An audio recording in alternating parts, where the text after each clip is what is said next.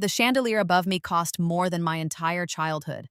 I know because my sister told me while I was serving champagne at her engagement party, wearing a catering uniform, watching her celebrate a life built on my stolen dreams. More bubbly over here, Claire's voice cut through the classical music. She didn't even look at me. Why would she? I was just the help. Just her failure of an older sister who'd amounted to nothing while she became a successful marketing executive, engaged to a hedge fund manager, living the life our parents had sacrificed everything for. My everything. I filled her glass, my hands steady despite the rage burning through my veins. This was my life at 28. College dropout, waitress, invisible. While Claire, 25 and golden, sparkled in a designer dress that cost more than I made in 6 months. Remember, my mother materialized beside me, gripping my arm hard enough to bruise. You're here as a favor. Don't embarrass us. A favor. I was at my sister's engagement party as a favor, working as hired help because I couldn't afford a gift worthy of the occasion, because I couldn't afford anything. Because 16 years ago, they'd made me quit ballet, not for lack of talent, but because Claire needed tuition for a private school that would set her up for success. You'll understand when you're older, Dad had said then, taking my point shoes from my hands. Claire's education is an investment. Ballet is just a hobby. I'd been 12. I'd been training since I was 4. I'd just been accepted into the School of American Ballet's year-round program. My teacher had called me a prodigy, said I had something rare, said with the right training, I could be extraordinary. But Claire needed Latin classes and SAT prep and a prestigious high school that would get her into an Ivy League. So I gave it up. Got a job at 14 to help with household expenses, worked through high school, couldn't afford college, watched my sister go to Yale while I went nowhere. Harper, you're spacing out again. My mother's sharp whisper pulled me back. There are important people here. Don't make us look bad. I wanted to laugh, to scream, to throw the champagne tray at the wall and watch their perfect party shatter. Instead, I smiled, nodded, kept serving. That night, walking home to my studio apartment in a neighborhood where the gunshots were evening ambiance, I didn't look where I was going. Didn't see the car running the red light. I only felt the impact, the pain, the cold of the pavement. My last thought wasn't profound, it was bitter. What a waste. Then, I was 12 years old, standing in my childhood bedroom, staring at my point shoes in my hands. Harper! My father's voice echoed from downstairs. Come down here, we need to talk to you. My heart stopped. I knew this moment, lived it, died from it, in a way. This was the day they took ballet from me, but I was also 28. I remembered everything. The catering uniform, the champagne, the car, the waste of a life spent sacrificing for people who never saw me as anything but a convenient martyr. I looked at my 12-year-old hands, small, uncalloused by years of menial work, still strong from 8 years of ballet. A second chance. I'd heard stories of people who claimed to have lived twice, who swore they'd been given another shot. I'd always thought they were delusional.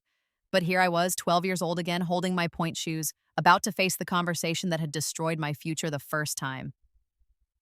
Not this time. I walked downstairs slowly, my mind racing. In the living room, my parents sat on the couch, looking somber. Claire, 9 years old and already radiating that golden child energy, sat in the armchair, trying to look mature. Sweetheart, Mom began, using that gentle tone that meant terrible news was coming. We need to discuss some family decisions. I sat across from them, placing my point shoes carefully on my lap. In my first life, I'd been confused, defensive, heartbroken. Now I was calculating. Claire has been accepted to Riverside Academy, Dad said, pride already creeping into his voice. It's an incredible opportunity, the kind of education that opens doors. It's a very expensive school, Mom added quickly. And with your ballet program costing what it does, we need to make some adjustments. Here it came, the sentence that had derailed everything. We think it would be best if you took a break from ballet, Dad said, just for a while, until we're more financially stable. In my first life, I'd cried, begged, promised to get a job, to help pay, anything to keep dancing. They'd been unmoved. A break became forever. My dreams became Claire's college fund. But I had something now that I didn't have then: knowledge, experience, and the cold, clarifying rage of someone who'd lived the consequences. No, I said simply. The room went silent. My parents blinked at me like I'd spoken in tongues. Harper, Mom started. I'm not quitting ballet, I said, my voice steady. Not for a break. Not for Claire. Not for anything. Young lady, my father's face reddened. You don't get to decide. I was accepted into SAB's year-round program, I interrupted. Madame Volkova says I have potential to be professional. That's not a hobby, that's a career. A career? Dad laughed, actually laughed. Harper, be realistic. How many people actually make it as professional dancers? It's a pipe dream. And how many people actually need to go to a school that costs $40,000 a year? I shot back. Claire can go to public school like everyone else. She'll be fine. Riverside has connections, Mom said urgently. It's not just education, it's networking for 9-year-olds. I stood up, gripping my point shoes. You want to sacrifice my future for networking? For the possibility that it might help her later? This is a family, Dad said firmly. Sometimes we make sacrifices for each other. Then let Claire sacrifice. Let her go to public school while I pursue something I'm actually gifted at. Ballet is a luxury, Mom said.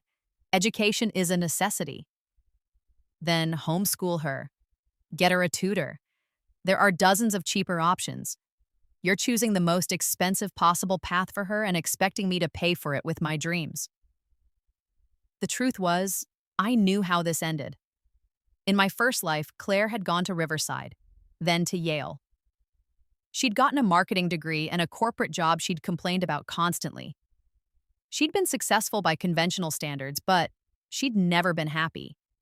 Never been passionate about anything except spending money and looking good on Instagram. Meanwhile, I could have been a dancer. Madame Volkova had been right. I'd had something rare. I'd felt it every time I danced, that perfect fusion of body and music and emotion. It wasn't just talent, it was calling, and they'd killed it for a status symbol. Harper, you're being incredibly selfish, Mom said. Claire is your sister. Family comes first. Family comes first when it's convenient for you, I replied, when it's my dreams being crushed. But Claire's dreams, Claire's future, that's sacred, right? She's younger, Dad said. I need this. My voice cracked and I let it.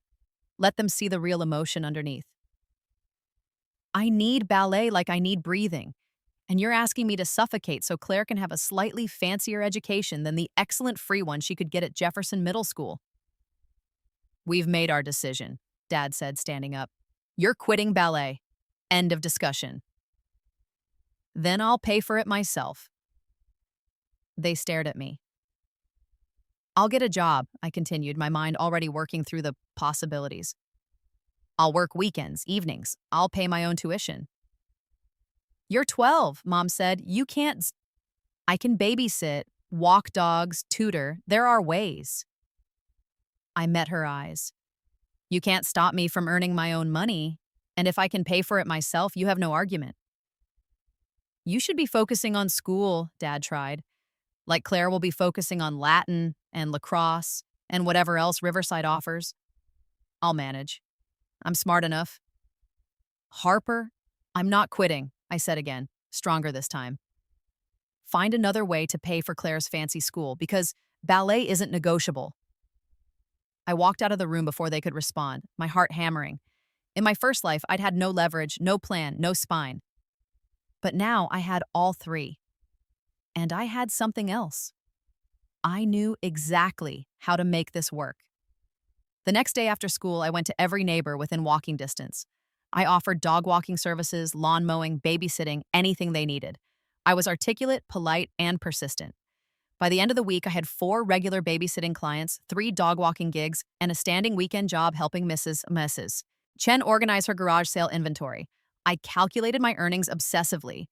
Ballet tuition for SAB's year-round program was expensive, but not impossible. If I worked every weekend and 3 evenings a week, I could cover it. barely, with nothing left over for anything else. But I didn't need anything else. I needed to dance. My parents were furious at first, then resigned, then quietly impressed. They couldn't argue with the math. I was paying my own way. They had no grounds to stop me. Claire, however, was not impressed. "It's not fair," she whined at dinner one night. "Harper gets to do whatever she wants, and I have to go to boring public school." "Harper is paying for her own activities," Mom said tightly. "If you want to go to Riverside, you'll need to find a way to contribute, too."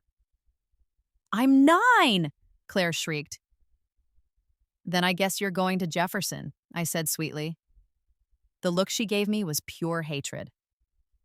Even at 9, Claire had that golden child entitlement, that bone-deep certainty that the world owed her the best of everything. In my first life, I'd never challenged it. I'd been the good older sister, the understanding one, the martyr. Not anymore. SAB's year-round program was brutal, 6 days a week, 4 to 6 hours a day. Technique, point work, variations, partnering, character dance, is contemporary. My body ached constantly. My feet bled through my tights. I fell into bed every night too exhausted to dream, and I'd never been happier because I was good. Better than good. At 12, with 8 years of training and the mind of a 28-year-old who understood discipline and persistence and the value of working through pain, I was exceptional. "Harper, that was beautiful," Madame Volkova said after I finished a variation from Don Quixote. Her praise was rare, her standards impossibly high. "You're dancing with maturity beyond your years. Keep this up, and you'll be something special." I was already special. I'd always been special. They'd just convinced me I wasn't worth the investment. But every compliment from Madame Volkova, every correction that showed she believed I could do better, every moment I held a perfect arabesque and felt that soul-deep rightness, it was proof. Validation. Justice for the girl who'd given up her dreams and gotten nothing in return. The other students noticed too. "You're really good," a girl named Melissa said after class one day. She was 14, already in the pre-professional division. Madame Volkova never compliments anyone like that.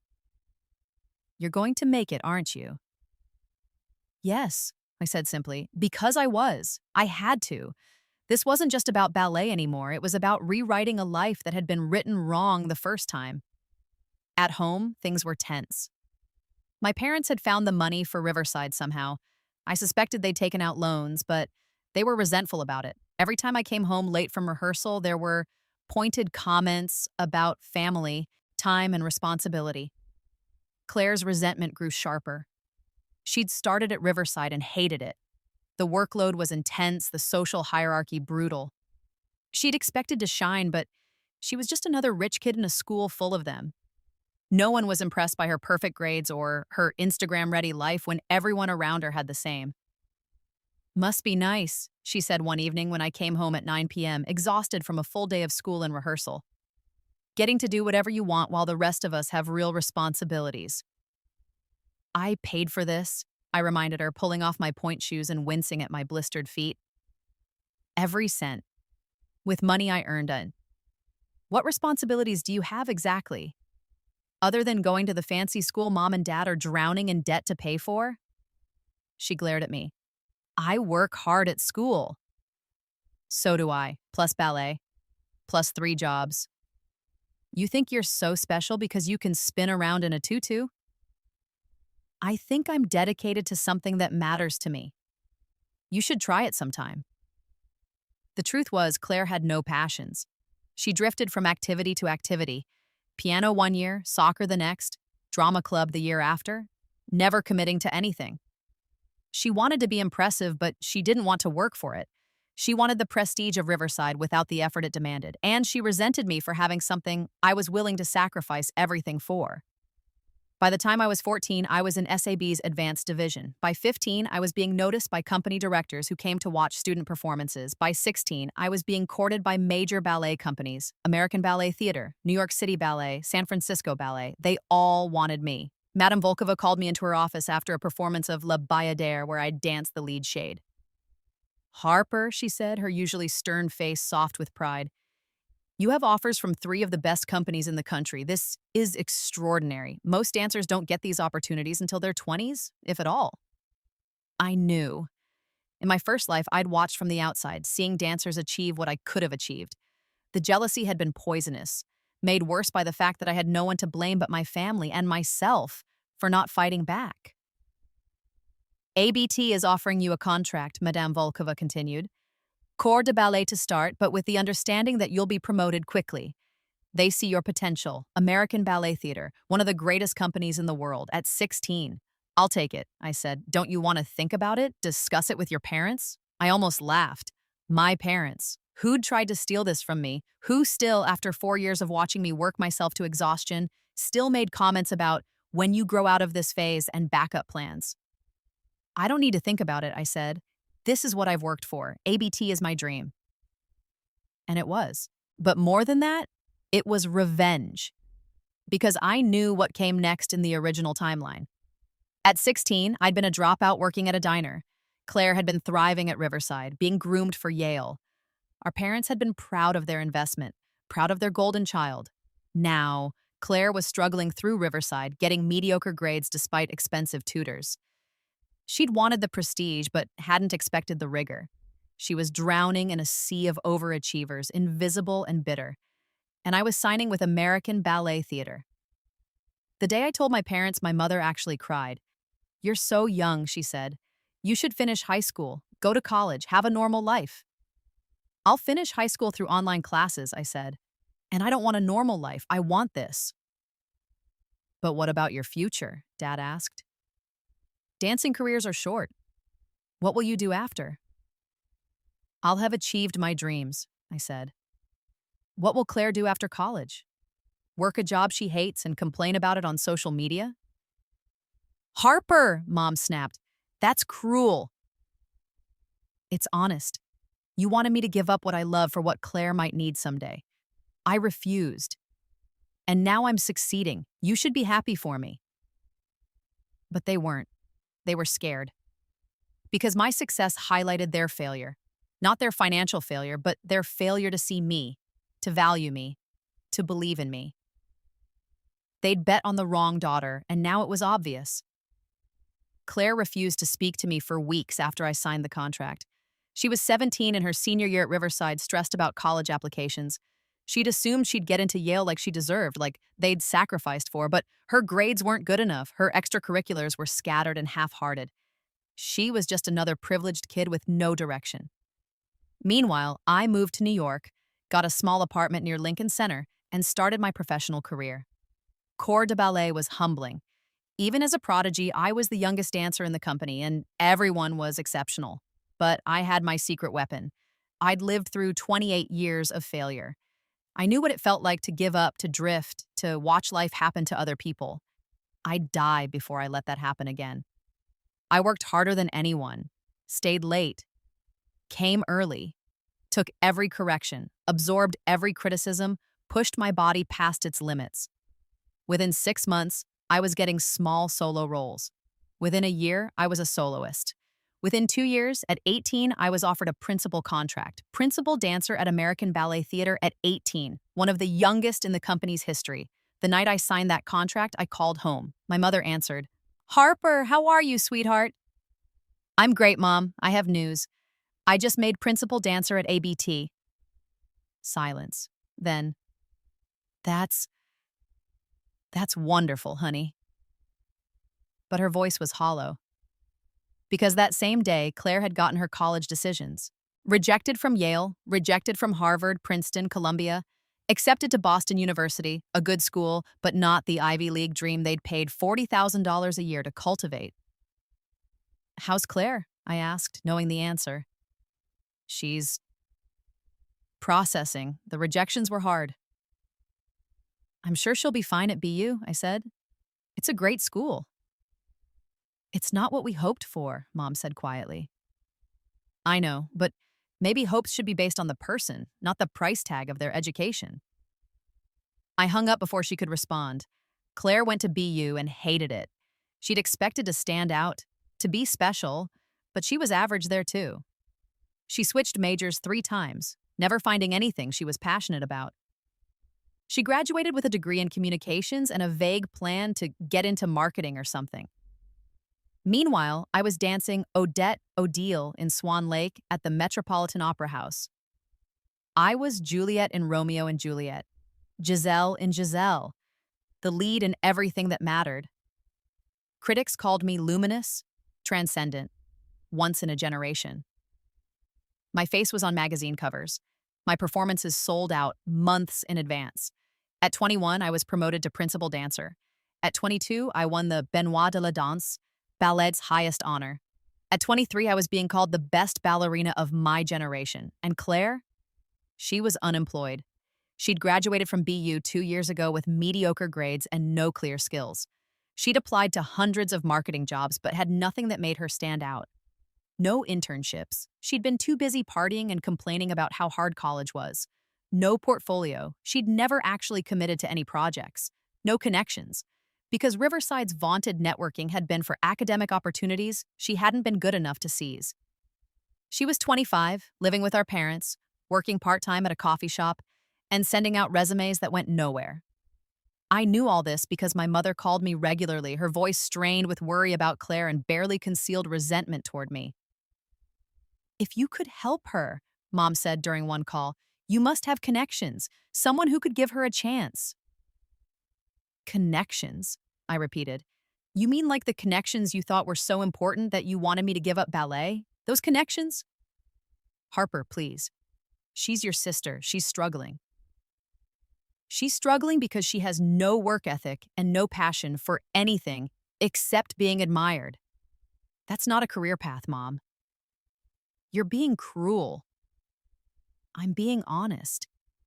Claire spent her entire life being handed things because she was the golden child. And now she's discovering that the real world doesn't care about which fancy school you went to. They care about what you can actually do. And what can you do besides dance?" Mom's voice turned sharp. "Your career will be over in a few years. Then what?" I smiled, even though she couldn't see it.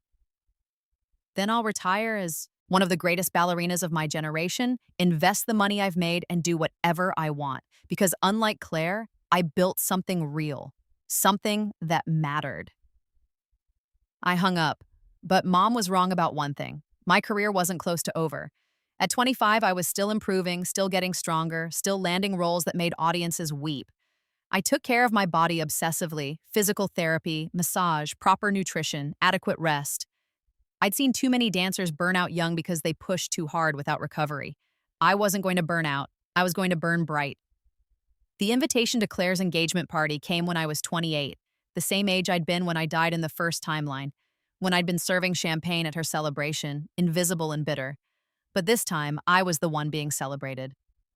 The party was at my parents' house. They'd had to downsize after going into debt for Claire's education and then supporting her for years afterward. The house was nice enough, but nothing like the mansion they'd dreamed of. Claire's fiancé, Brian, was a perfectly adequate mid-level manager at a tech company. They'd met at a networking event Claire had crashed hoping to find job opportunities. The irony was exquisite. I arrived fashionably late, wearing a designer dress I'd gotten for free because designers loved dressing me for events. My hair was in an elegant updo. My makeup was flawless. I looked like what I was: successful, confident, untouchable. The party stopped when I walked in. "Harper!" Mom rushed over, her smile forced. "You made it!" Of course. Wouldn't miss Claire's special day. Claire stood by the kitchen holding a glass of wine, her smile frozen. She'd gained weight. Stress eating, probably. Her dress was nice, but off the rack. Her engagement ring was modest. Everything about her screamed, settling. "Harper," "Hi," she said when I approached. "Thanks for coming." "Congratulations," I said warmly. "Brian seems great." "He is." She glanced at him, pleasant-looking, receding hairline, eager smile. "We're very happy." "I'm glad. Everyone deserves happiness." The words were kind, but we both knew the truth underneath. This was her happiness: a modest wedding, a modest life, modest dreams realized in the smallest possible way. while I had everything she'd been promised and never delivered. So, she said, her voice tight, I hear you're dancing Giselle next month at the Met. I am, opening night. Should be exciting. Must be nice, she said. And there it was, the same bitter tone from our childhood. Having everything work out exactly how you wanted? I could have been kind, could have deflected. But 16 years of resentment from both timelines made me honest. It is nice, I said. It's exactly what I fought for when everyone told me to give it up. When everyone said it was impossible. When everyone said Claire's education was more important than my dreams. Baratbas, face flushed. That's not fair. I didn't ask them to. You never asked them not to either. You sat there, 9 years old, and watched them tell me to quit something I loved so you could go to a fancy school. And you said nothing. I was a child. So was I, but I still knew it was wrong. You're really going to hold that against me forever? I can't change the past. Neither can I said. But I can change the future. And I did. I walked away before she could respond, mingling with other guests, most of whom were more interested in talking to me than celebrating Claire. Everyone wanted to know about ballet, about my career, about what it was like to be at the top. I was gracious and charming and everything a successful person should be. Claire watched from the corner, her engagement party turning into my impromptu reception. Later, I found my father in the backyard nursing a beer. Harper, he said when he saw me, can we talk? Of course. He was quiet for a moment, staring at the fence. Then, I need to apologize to you. I waited. When you were 12, he continued, we made a choice. We thought we were doing the right thing for the family. We thought Claire needed that education, that opportunity. And we thought your ballet was less important. You thought it was a waste of money, I corrected. We thought it was a risk. And we weren't wrong. Most dancers don't make it. The odds were against you. But I wasn't most dancers. No. He looked at me. You weren't. You were exceptional, and we didn't see it. Or we did, and we didn't care enough. We prioritized the safer investment. Claire.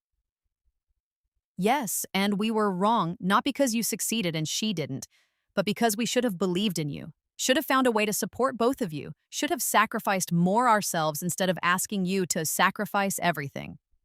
It was the apology I'd needed for 16 years, in both timelines, but it didn't fix anything. Thank you for saying that, I said, Bastinas. But it doesn't change what happened. I lost 4 years of training. 4 years I had to make up through sheer will and working 3 jobs. You stole my childhood and gave it to Claire, and she wasted it. Harper, and the worst part, I continued, you'd do it again. If you could go back knowing everything you know now, you'd still make the same choice. Because Claire was easier to believe in. She fit the model of success you understood. While I was doing something risky and weird and uncomfortable. He didn't deny it. I'm proud of you, he said instead. I know I didn't show it when it mattered, but I'm proud of who you've become. I'm proud of me too, I said. And I did it despite you, not because of you. Remember that. I left the party early. I had rehearsal the next morning, and unlike everyone else there, I had something worth waking up for. The night before my opening as Giselle, I couldn't sleep. Not from nerves, performed the role before, knew every step, every gesture, every breath. But because I kept thinking about the other timeline, the one where I'd never danced Giselle, where I'd never danced at all, where I'd died at 28, bitter and unfulfilled, while Claire sparkled at her engagement party. That timeline felt like a nightmare now. A warning. A glimpse of what happens when you let other people write your story. The performance was transcendent. I felt it from the first moment I stepped on stage. That perfect connection between body and music, where movement becomes inevitable, where you're not thinking or trying, just being. The audience was silent during my mad scene, and I could hear crying during my variation in Act 2. When I took my final bow, the standing ovation lasted 7 minutes. flowers covered the stage. Critics would later call it the performance of a lifetime, unforgettable, heartbreaking, and beautiful. But the moment I treasured most came backstage when Madame Volkova found me. "Harper," she said, her eyes wet. She never cried. "That was why I became a teacher. To see something like that, you were born to dance." "You taught me everything," I said. "I taught you technique. But that gift, that was always yours. I'm sorry, I can't take credit for it." She hugged me, rare and brief. Then she pulled back. "Promise me something," she said. "Promise me you'll never let anyone tell you you're not enough. Because you are. You always have been." I thought about 12-year-old me standing in the living room being told to quit. I thought about alternate timeline me, dying unfulfilled. I thought about Claire, unemployed and bitter, wondering why life hadn't delivered what she'd been promised. "I promise," I said. 3 months later, Claire called me. I almost didn't answer.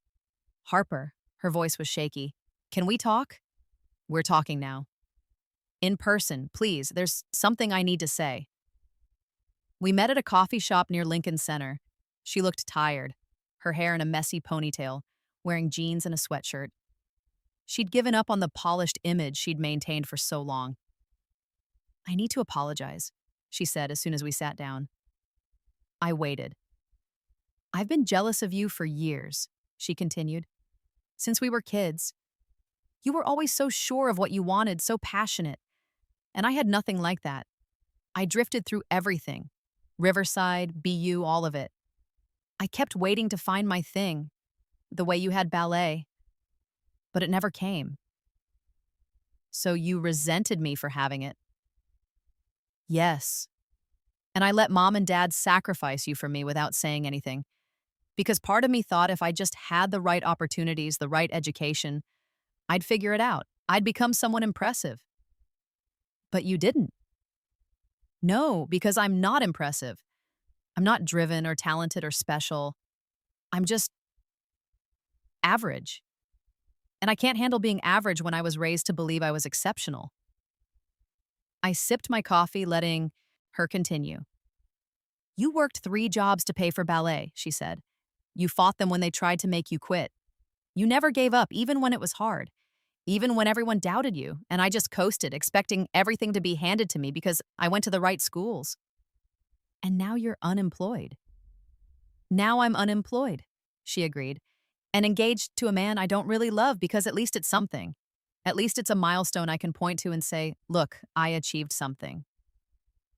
"That's bleak, Claire." "It's honest." She looked at me. "I don't expect forgiveness. I don't expect us to be close. But I needed you to know that I understand now. I understand what they took from you, what I let them take from you. And I'm sorry." I thought about my first life where this conversation never happened, where Claire never apologized because she never had to, where she was successful enough to never question the sacrifices made on her behalf. This timeline was better. Painful for her, maybe, but honest. "Thank you for saying that," I said finally. "It doesn't change anything, but thank you." "I know, I needed to say it." We finished our coffee in silence. Then she left, and I went to rehearsal, and that was that. I didn't forgive her. Maybe I would eventually, but not yet. The wound was too old, too deep. It had shaped 2 entire lifetimes. But her apology was enough to close that chapter. At 30, I was still dancing principal roles. I'd saved my money carefully, invested wisely. I owned a beautiful apartment in Manhattan, had financial security that would last long after my performing career ended. I'd dated casually, but never seriously. I'd learned from my first life that romantic love wasn't necessary for fulfillment. I had my art, my purpose. My revenge, completed so thoroughly that it had transcended revenge and become simply living well. Claire eventually broke off her engagement with Brian. She moved to Portland, got a job at a nonprofit, started therapy. She found pottery, of all things, and apparently was decent at it. She'd never be exceptional, but she'd stopped trying to be. She'd accepted average, and in that acceptance, found something like peace. My parents retired to Florida, their dreams of grandeur abandoned. They talked about my performances sometimes, bragged to their friends about their daughter, the Prima ballerina. They'd rewritten history in their minds. Now they claimed they'd always believed in me, always known I'd succeed. I let them believe it. It didn't matter anymore. On my 31st birthday, ABT threw me a party after a performance of Romeo and Juliet. The after party was full of dancers, directors, critics, donors, everyone who mattered in the ballet world. I stood in the center of it all, champagne in hand, wearing a dress that cost more than my parents' mortgage. And I thought about that other party, Claire's engagement party, where I'd been serving drinks. Invisible and expendable. The symmetry was perfect. "You look contemplative," Madame Volkova appeared beside me. She was in her 70s now, retired from teaching but still attending major performances. "Just thinking about how different things could have been," I said. "Different how?" "If I'd listened when people told me to quit. If I'd accepted that my dreams were less important than everyone else's plans." "But you didn't listen." "No, I didn't." She smiled. "That's why you're here. That's why you're extraordinary.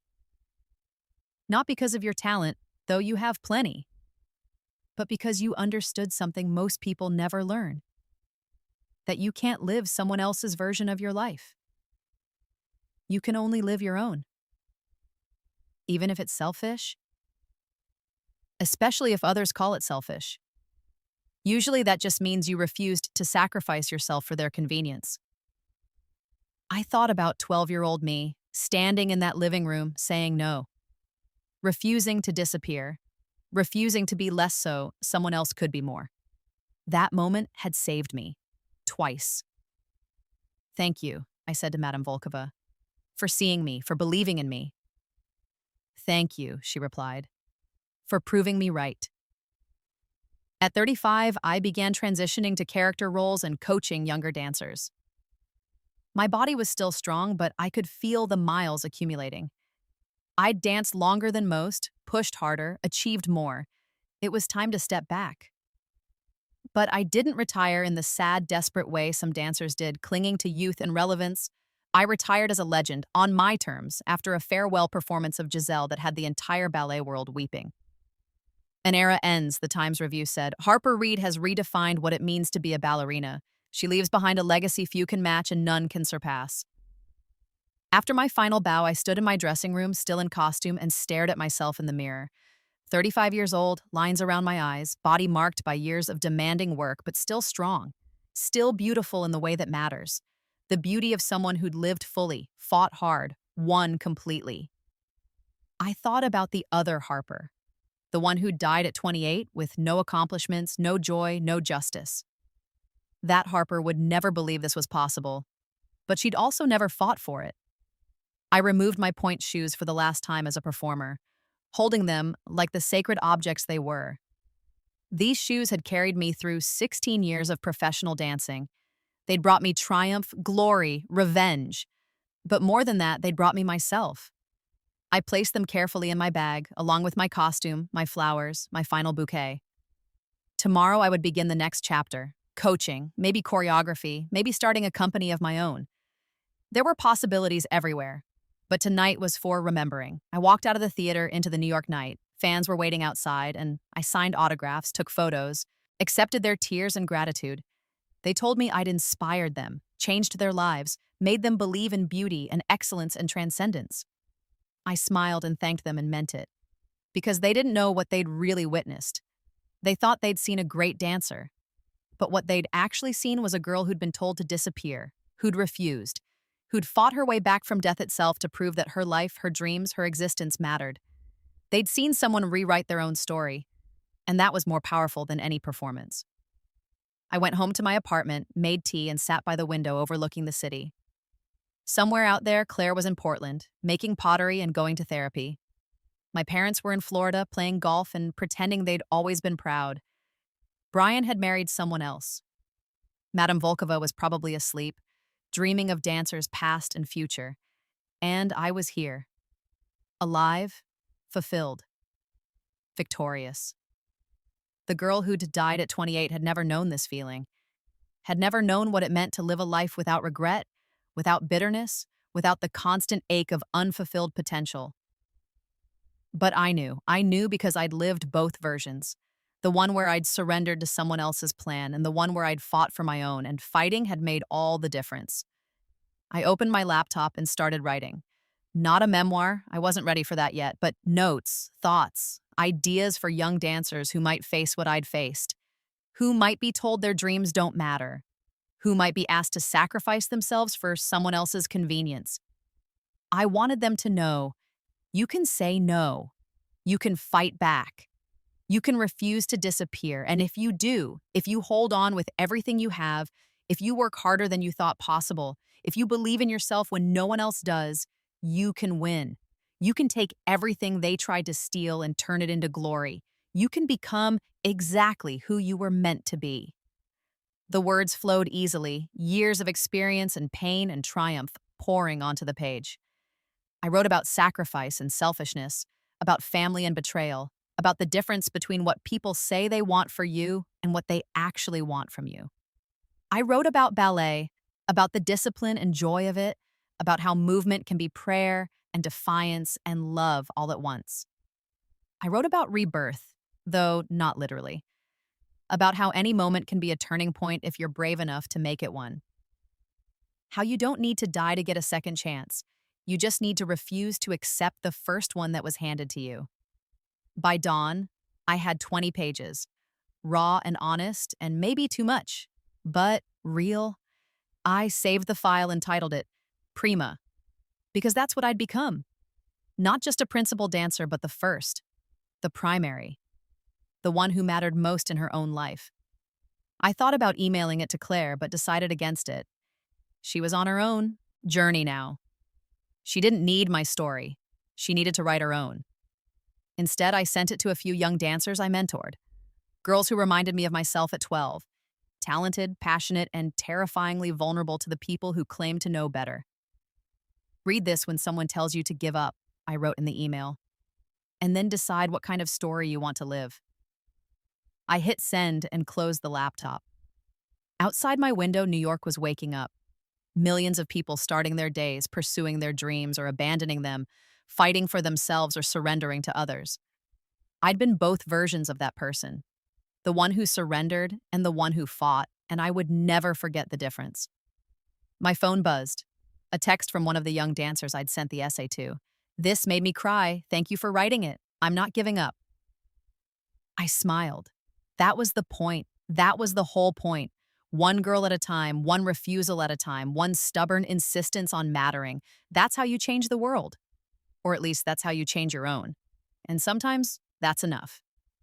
I looked at my reflection in the dark window. 35 years old, prima ballerina, retired, survivor of death and rebirth and 16 years of perfect revenge.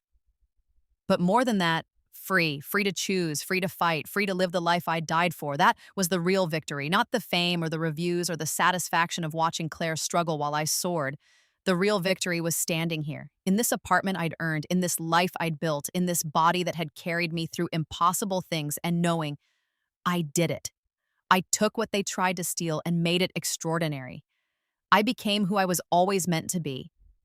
And nothing, not death, not family, not failure, could take that away. I raised my teacup to my reflection. To you, I whispered. To both of you. The one who died and the one who lived. You earned this. And then I went to bed, content. Because tomorrow would bring new challenges, new opportunities, new chapters. But they would all belong to me, my story, my choices, my life. Prima, first, mine. And that was more than enough. Years passed. I opened my own ballet academy, focusing on training young dancers who had talent but not resources. I knew what it meant to fight for every dollar of training, to work 3 jobs while your body screamed for rest. so I made sure my students didn't have to. The academy became prestigious quickly. My reputation brought in donors, and my standards brought in serious students. Within 5 years, we were sending dancers to major companies across the country. Within 10, we were considered one of the best pre-professional programs in the world. I named it Prima Dance Academy. Some people thought it was arrogant, but I knew what it really meant. First, primary, the most important thing in your own life. Every student who entered got the same speech on day sound. 1. Dance is not a fallback plan. It's not something you do if everything else fails. It's not a hobby or a phase or a waste of time. If you're here, it's because dance matters to you. It's because when you move, you feel something essential and true. That feeling is sacred, and no one, not your family, not your friends, not anyone, has the right to take it from you. You fight for it, you work for it, you refuse to let anyone tell you your dreams are less important than their plans. That's what being a dancer means. That's what being prima means. You come first in your own life, remember that. Some students didn't make it. They weren't talented enough or disciplined enough or passionate enough. That was fine. Better to discover it young and pivot to something else than to waste years chasing the wrong dream. But some students thrived, bloomed under attention and high standards and the radical notion that their dreams mattered. Those students reminded me why I'd fought so hard, why I'd refused to quit at 12, why I'd worked 3 jobs, why I'd pushed my body to its limits. Because someone had to show them it was possible. Someone had to be the proof. At 40, I received an honorary doctorate from Juilliard. The ceremony was surreal. Me, the college dropout who'd never had time for higher education because I'd been too busy surviving, receiving one of the highest honors an educational institution could bestow. Harper Reed has revolutionized American ballet, the president of Juilliard said in his introduction, not just through her extraordinary performing career, but through her commitment to training the next generation. Prima Dance Academy has become a model for how we should support young artists, not just the wealthy ones, but all of them. Dr. Reed understands that talent is democratic, even if opportunity isn't. She's working to change that. I thought about my parents watching from the audience. They'd flown up from Florida for the ceremony, looking older and smaller than I remembered. They'd tried to take a picture with me afterward, tried to bask in reflected glory. I'd allowed it, because I was secure enough now not to need vindication from them. They'd failed me. I'd succeeded anyway. That was the whole story. Claire had sent a card. "Congratulations, Dr. Reed. You've earned everything you have. I'm proud to be your sister." It was gracious, maybe even genuine. She'd done a lot of work on herself in Portland. Therapy, pottery, meditation, all the things people do when they're trying to build a self from scratch after realizing the one they were given doesn't fit. I didn't respond to the card, but I didn't throw it away either. Some wounds heal, some don't. Both outcomes are fine. At 45, I published my memoir, Prima, A Life in Dance and Defiance. It was everything I'd written that night after my farewell performance, expanded and refined and painfully honest. I talked about the sacrifice demanded, of me at 12, the 3 jobs, the bleeding feet, the family that had tried to steal my dreams, the sister who'd accepted that theft without protest. And I talked about the revenge. Not in those terms exactly, I framed it as justice and refusing to be erased. But everyone knew what it was. The book became a bestseller, not just in ballet circles, but widely. Because the story wasn't really about ballet, it was about refusing to disappear. About fighting for yourself in a world that constantly told you to be smaller, quieter, more convenient. Women resonated with it. Mothers who'd given up careers for their families. Daughters who'd been told their brothers' educations mattered more. Anyone who'd ever been asked to sacrifice themselves for someone else's comfort. The reviews were mixed. Some praised my honesty and courage. Others called me bitter and vindictive. Harper Reed's memoir is less a celebration of ballet than a settling of scores, one critic wrote. Her descriptions of her family's failures read as cruel rather than cathartic. I didn't care. I hadn't written it for critics. I'd written it for 12-year-old girls standing in living rooms, being told their dreams don't matter. I'd written it for every version of myself, the one who'd died bitter and the one who'd lived gloriously. Claire called after the book came out. "I read it," she said. No preamble. And it's honest. Painful, but honest. I changed your name, I pointed out. In the book, she was Sarah, but anyone who knew us would recognize her. I know, thank you for that at least. She paused. Do you hate me? No. Do you forgive me? I thought about it. Really thought about it. I don't know, maybe someday. But not yet. That's fair. Another pause. For what it's worth, you were right. About everything. I did waste the opportunities you sacrificed for. I did take without appreciating. And I'm sorry. I know you are. Is that enough? I don't know that either. We're not responsible for childhood decisions made by our parents. But we are responsible for how we react when we learn about them. And you never reacted. You just accepted that you were worth more than me. I was 9. And then you were 15 and 20 and 25. At what point did you become responsible for your own complicity? She didn't have an answer for that. I'm glad you found pottery, I said, softer now. I'm glad you're in therapy. I'm glad you're trying to build a life that actually fits you instead of the one mom and dad tried to force. That matters. But we're not going to be close. No, probably not. Okay.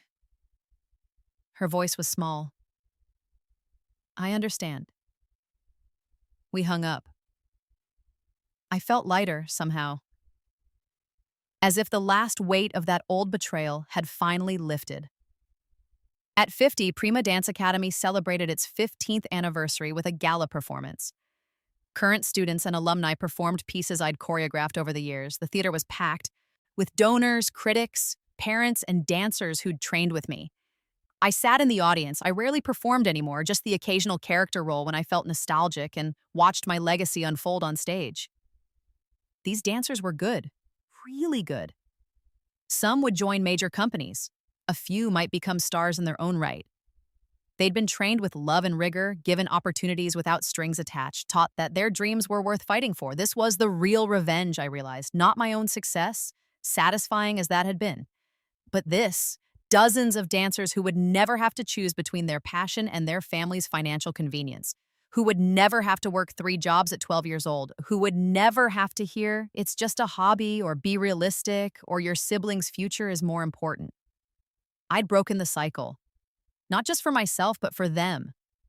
That mattered more than any role I'd ever danced. After the performance, during the reception, a young dancer approached me. She was maybe 16, with the intense focus of someone who'd found her calling early. Ms. Reed, she said nervously, I wanted to thank you for your book, for your academy, for everything. You're welcome. Are you enjoying your training? I am, but she hesitated. My parents want me to quit. They say I should focus on academics, that dance isn't a real career. They're threatening to pull me out unless I agree to prioritize college. My heart clenched. How many times had this story played out? How many talented young dancers had been lost to parental anxiety and conventional wisdom? What do you want? I asked. I want to dance. It's all I've ever wanted. Then dance, find scholarships, get a job, do whatever it takes. But don't give it up because someone else is scared. They're my parents. I can't just, yes, you can. I did.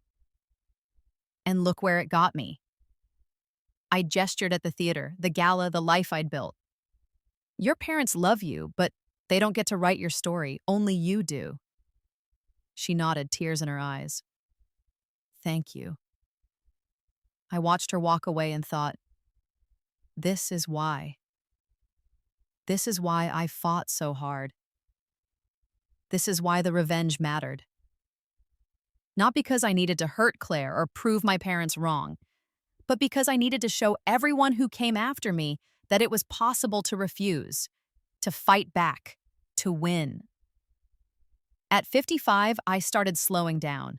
Not dramatically. I still taught, still choreographed, still ran the academy. But I delegated more, hired associate directors, trusted my senior faculty. I spent more time in my apartment reading and reflecting. I dated occasionally, nothing serious. I had friends in the ballet world, colleagues I respected and enjoyed, but mostly I had myself. And after a lifetime of fighting for that self, I'd learned to appreciate her. She was flawed, difficult, unforgiving in some ways. But she was mine, built by my choices, shaped by my refusals, defined by my victories. Prima. On my 56th birthday, I received a letter from Claire, not an email or text, an actual handwritten letter delivered by mail. Dear Harper, it began, I'm writing because I've been thinking about the last time we spoke, almost 11 years ago. I've been thinking about everything, actually. My whole life. Your book. The choices our parents made. The person I became, or failed to become. I'm not writing to ask for forgiveness again. You made it clear that might never come, and I've accepted that. But I wanted you to know that your book changed my life. Not immediately. It took me years to really absorb what you were saying, but eventually I understood. I'd spent my entire life as an empty vessel, waiting for external validation to fill me up. The fancy school was supposed to make me special. The college degree was supposed to make me accomplished.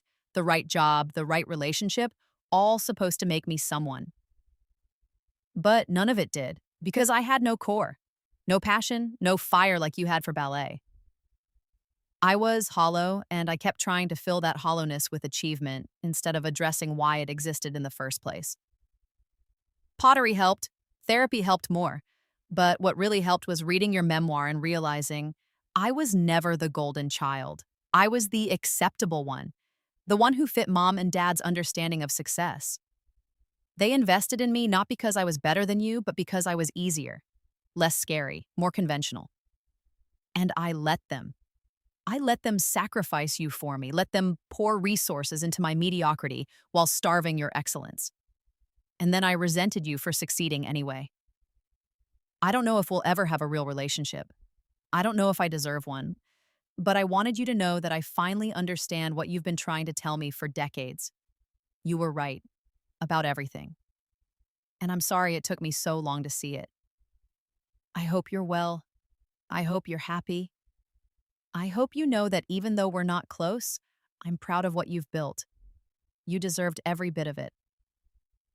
Love, Claire. I read the letter 3 times.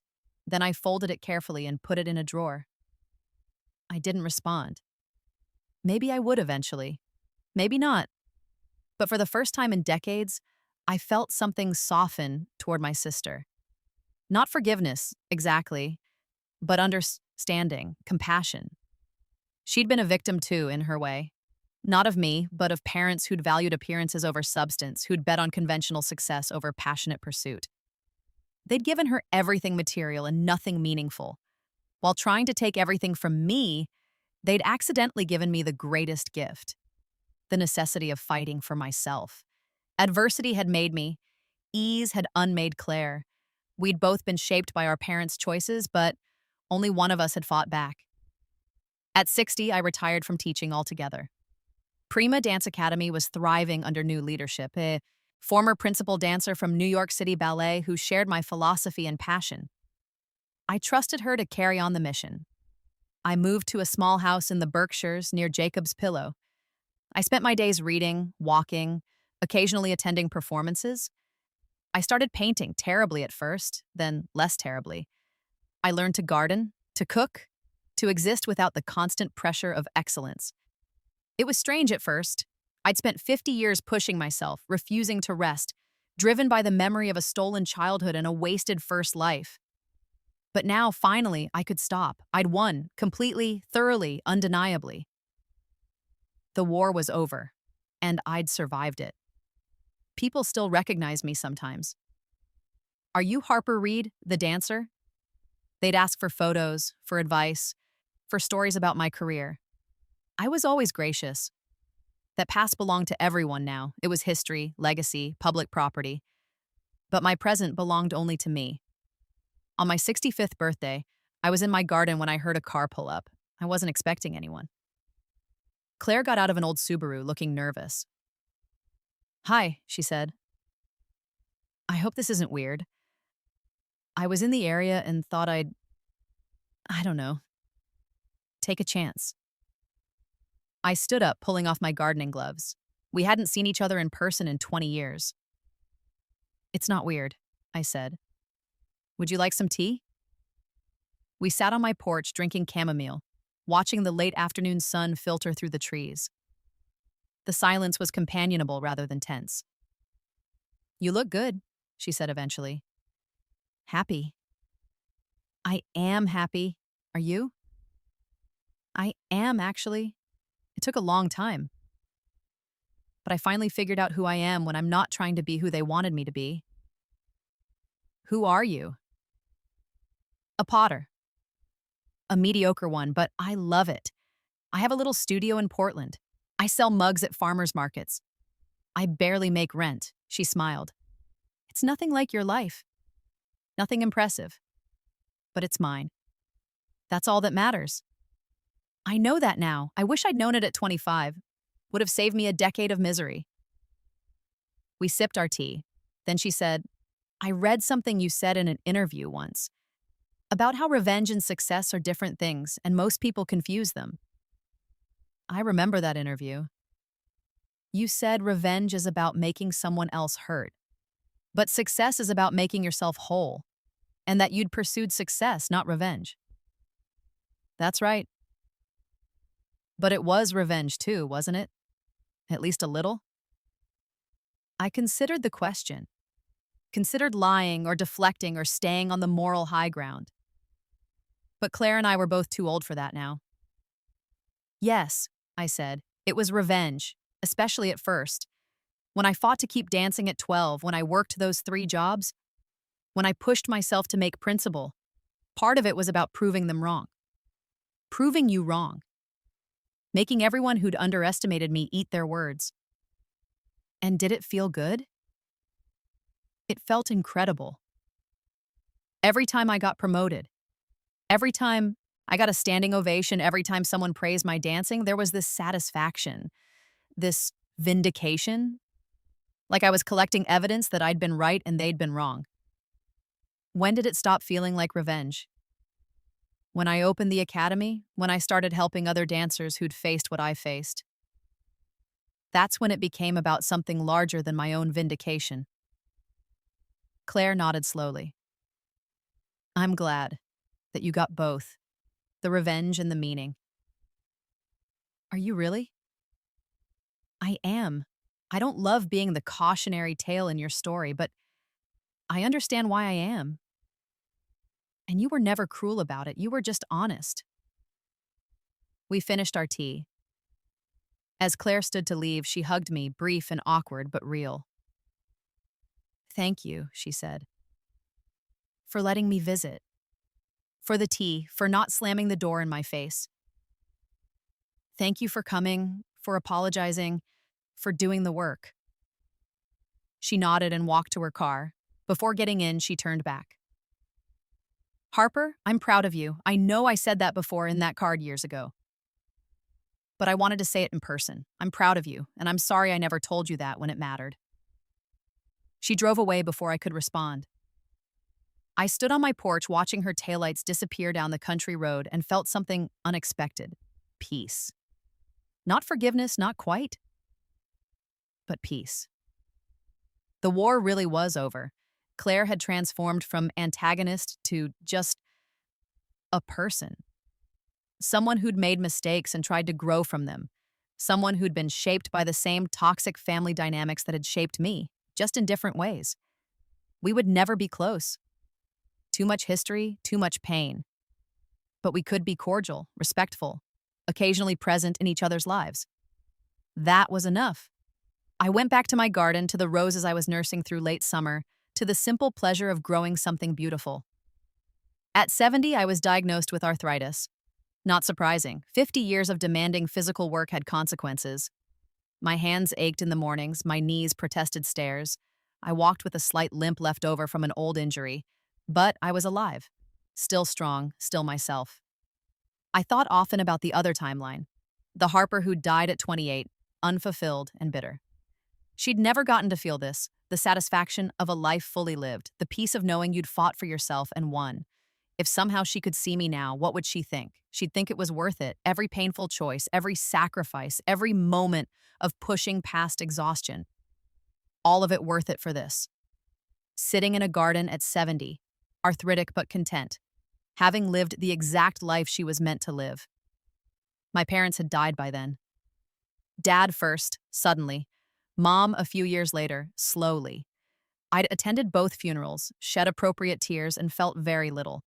They'd become strangers to me decades ago. I'd mourned the parents I'd needed when I was actually grieving. The loss had happened at 12, not at their actual deaths. Claire gave the eulogy at Mom's funeral. She talked about family and sacrifice and how Mom had always wanted the best for her children. It was generous revisionism. The people who'd known our family looked uncomfortable. Afterward, at the wake, Claire found me. I couldn't tell the truth up there, she said. It didn't seem right. Death makes liars of us all, I agreed. But you and I know the truth. What she really was, what they both were. We do. Does it matter anymore? Now that they're gone? I thought about it. It matters that we remember, not to hold on to bitterness, but to honor what we survived. They failed us in different ways. Those failures shaped us. That's worth acknowledging. Even now? Especially now. Otherwise, we risk forgetting. And if we forget, we might repeat it. Make the same mistakes with our own people. I don't have kids, Claire said. Neither do I, but we have influence, students, friends, people who look up to us. We can model something different than what we got, she nodded. That's what you've been doing with the academy. That's what I've been doing with my whole life. We stood together, two old women who'd once been fighting sisters, united finally by the truth of a shared, terrible childhood and the different paths we'd taken away from it. At 75, I published my final book, not a memoir this time, but a collection of essays about art, discipline, sacrifice, and the difference between suffering for something worthwhile and suffering for someone else's convenience. It was my clearest thinking, distilled from 75 years of life, lived twice. The critics loved it, called it wise and essential, and the culmination of a remarkable life. I didn't care what they called it. I'd written it for the same reason I'd done everything. Because it needed to exist. Because somewhere, someone needed to read it. The dedication was simple. To every child told their dreams don't matter. They do. Fight for them. At 80, I gave my last interview. A young journalist from Dance Magazine asked me about my life, my career, my legacy. Looking back, she said, is there anything you would do differently? I thought about the question. Thought about 12-year-old me, defiant in that living room. Thought about the decades of hard work that followed. The pain and triumph and revenge and success, all woven together into a life that made sense. No, I said, I wouldn't change anything. Not even the difficult parts, the family conflict. Especially not those. The conflict made me who I am. If they'd supported me easily, if they'd never forced me to fight, I would have been a different person. Maybe a softer person. Maybe a kinder one, but not me. And you're glad you're you? I smiled. I'm glad I'm me. I earned myself. That's not something everyone can say. At 85, I was dying. Cancer this time. Appropriate somehow. I'd cheated. Death once at 28 lived an entire additional lifetime. Now it was catching up. I wasn't afraid. I'd done everything I'd set out to do, accomplished everything that mattered, lived the life that had been stolen from me and made it extraordinary. Claire visited near the end. She was 82, still making pottery, still living her small, authentic life in Portland. I'm proud of you, I told her. She looked surprised. Why? Because you figured it out. Eventually, you stopped trying to be who they wanted and became who you are. That takes courage. Not as much courage as you've always had. Different courage. Yours was admitting you'd been wrong. That's harder. She held my hand. It was strange. We'd rarely touched in our adult lives, but here at the end it felt right. Thank you, she said. for showing me what fighting back looks like, even if I took decades to understand it. Thank you, I replied, for finally seeing me. After she left, I lay in bed, my body failing but my mind still sharp, and thought about both lives I'd lived. In the first, I'd died at 28 with nothing. No achievements, no joy, no vindication, just bitterness and might-have-beens. In the second, I'd lived to 85, became a prima ballerina, built an academy, wrote books, inspired countless dancers, got my revenge and transcended it. 2 lifetimes, one tragic, one triumphant. The difference? At 12 years old, I said no. That was all. One word, one refusal, one moment of standing up and refusing to disappear. Everything else flowed from that. I closed my eyes, listening to the machines beeping, feeling myself drift. My last thought wasn't fear or regret, it was gratitude. Thank you, I thought, to whatever force had given me a second chance. Thank you for letting me get it right. Thank you for letting me be Prima. And then, finally, I let go. But this time I went peacefully, because this time I'd lived.